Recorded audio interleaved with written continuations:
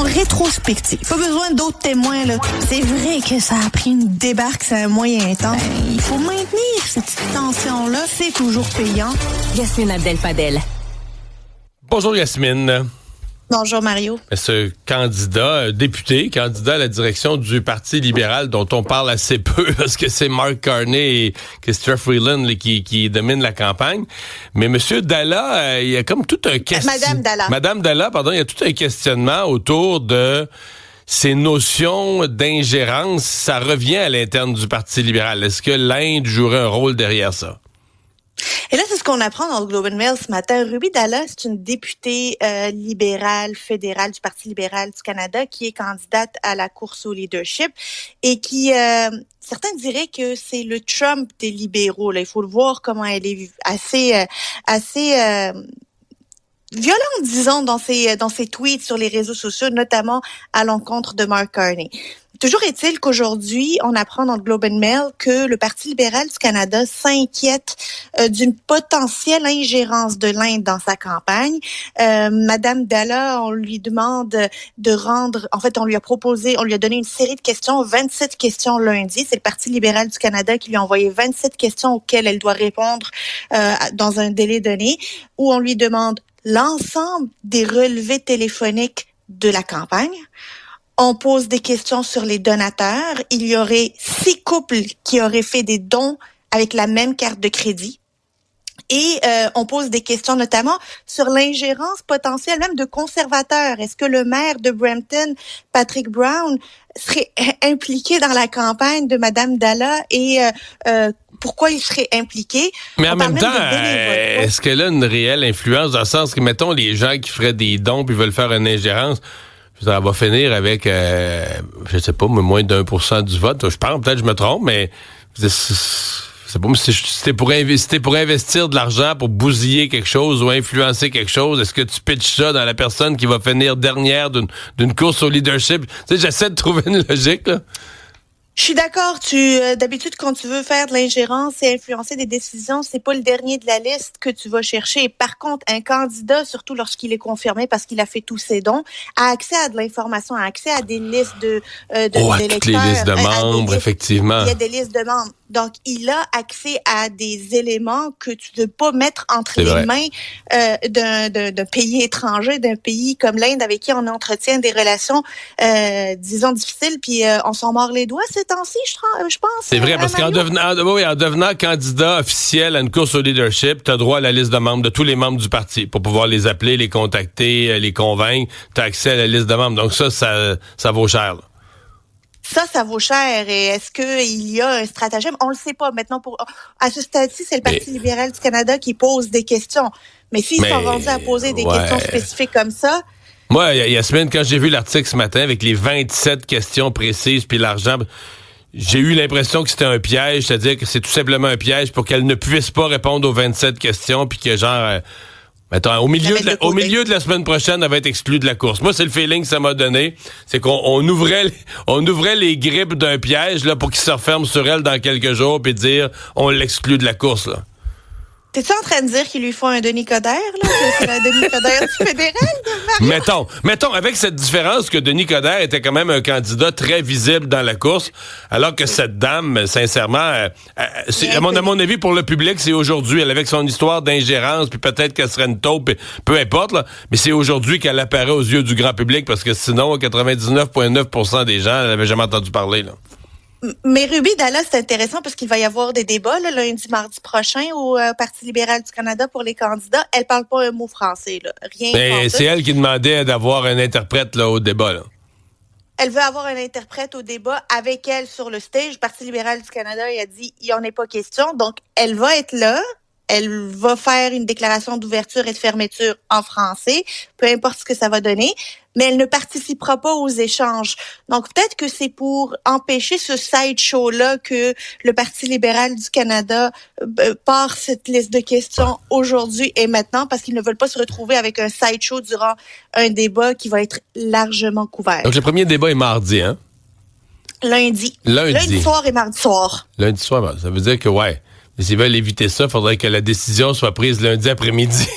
de l'exclure de la course.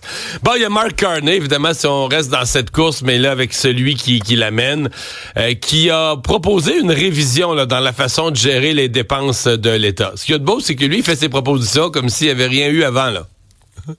Ah, lui, il fait ça. Écoute, nouvelle proposition, on innove dans la manière avec laquelle on voit un budget, on présente un budget. Donc, il y aurait un budget, disons, des dépenses opérationnelles.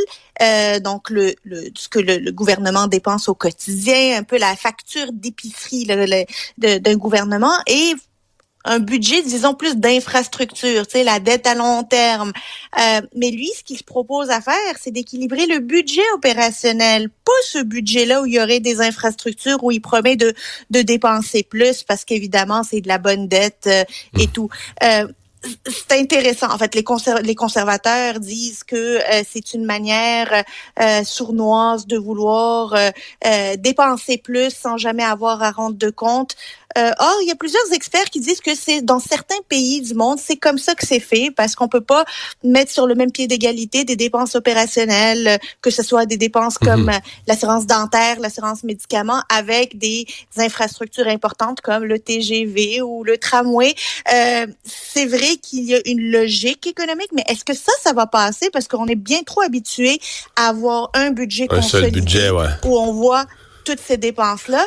C'est pas une mauvaise proposition, mais est-ce que c'est une proposition politique pour pouvoir se sortir de cette promesse qu'il a dit d'équilibrer le budget en 3 ans? J'ai vu qu'en parallèle, il a quand même dit, moi, je veux dépenser moins et investir plus. Donc, il veut déplacer moins de ce que moi j'appelle des investissements, des dépenses courantes, des programmes sociaux ou autres, mais plus d'investissements productifs, là, alors, faut savoir. Mais ceci dit, pour l'instant, il n'y a pas besoin de détailler trop ses politiques. Là. Ça va bien. Nouveau sondage léger dans le National Post. Et là, avec lui comme chef, le Parti libéral se retrouve nez à nez avec les conservateurs tout à coup. Au Québec, domine largement, mais écrase le bloc. Le NPD est disparu de la carte. Les sondages sont clairement en sa faveur, mais là, ça met de la pression, là, parce que il devient la cible de tout le monde. Évidemment, il l'était déjà depuis quelques jours, mais c'est la cible des conservateurs, la cible de Chrystia Freeland, la cible de Karina Gould. Là, ça va être un derby de démolition pour lui lors des débats. Mais au-delà de ça, il doit performer lors de ces débats-là. Il n'a pas le choix. On a peu d'attendre envers Karina Gould ou envers, par exemple, Chrystia Freeland. On les voit pas dans cet horizon électoral-là. Mais Mark Carney ne peut pas se permettre de s'enfarger dans les mots, ne peut pas se permettre de ne pas être précis. Donc, c'est des bonnes nouvelles, mais qui s'accompagnent d'énormes responsabilités, notamment pour ceux qui l'appuient. Et on attend aujourd'hui un rapport de la vérificatrice générale sur un sujet assez chaud. Merci. Geneviève Guilbeault ne doit pas être heureuse aujourd'hui parce que ça va être une journée où la vérificatrice générale va dévoiler son rapport, finalement son enquête sur ce qui s'est passé à la SAAQ, à la Société d'assurance automobile du Québec. Elle va déjà faire ça ce matin à la Commission de l'administration publique, la VGQ, pour ensuite tenir un point de presse à 11h. Et on sait déjà que la SAAQ va réagir à 13h. Qu'est-ce qu'il va y avoir dans ce rapport-là? On ne le sait pas encore. On le saura en cours de journée. Mais si tous les rapports se ressemblent, là, ça risque d'être accablant pour le gouvernement. D'autant plus, là, puis il faut le rappeler, Geneviève Guilbeault est sous enquête à la commission de l'Assemblée nationale. Il y a déjà une enquête sur elle pour déterminer si elle est... il faut qu'elle soit officiellement réprimandée. Elle avait déjà été réprimandée par la présidente de l'Assemblée nationale, mais elle est actuellement sous enquête. Si elle fallait en plus que la vérificatrice générale vienne en rajouter une couche, là, ça serait pas une bonne journée pour notre ministre des Transports. Mais entre autres, c'est la question, qu'est-ce que le gouvernement a autorisé? Là? Est-ce que le gouvernement, à un certain point, a donné un feu vert à une mise en place ou un démarrage d'un projet de transformation informatique qui était à risque ou qui était à risque de causer des ennuis à la population? Je pense que c'est de ce côté-là. Parce que tant que c'est du cafouillage dans la bureaucratie, la ministre peut s'en laver les mains, là. Mais s'il y a eu des informations qui ont été diffusées et envoyées à la ministre pour dire que on n'est pas prêt, que tous les indicateurs ne sont pas bons, sont au rouge, puis qu'on dise quand même vous y allez, c'est ça qui fera mal politiquement. C'est pas tant le cafouillage, que ce soit technique ou bureaucratique. Donc on va en savoir plus aujourd'hui à 11h. On va surveiller ça. Merci Yasmine. Bye bye.